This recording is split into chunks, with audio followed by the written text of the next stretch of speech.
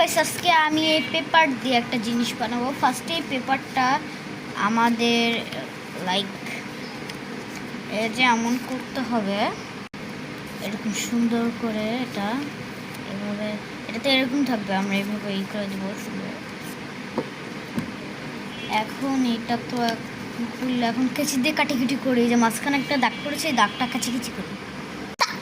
এই যে হয়ে গিয়েছে। এখন দুইটা এই যে গাইস দেখো, আমরা পেপারটা এইভাবে এরকম ই করে দেবো, তোমরা দেখো যে এখান থেকে দেখা যায়। এই যে একটা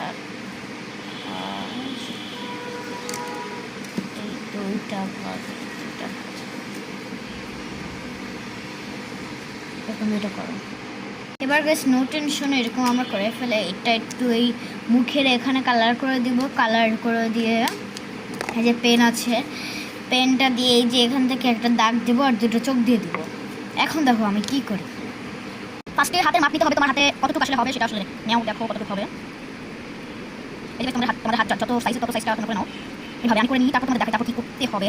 এই যে গাইস আমি আমার হাতের মাপটা নিয়ে নিয়েছি। এখন আমাদের লাগবে হলো এই যে এই যে এই যেটা ভিউ লাগবে, যে কোনো একটা ভিউ হলেই হবে। তো এবার ডাক্তার দেই গাইস হয়ে গেছে আমার রিং।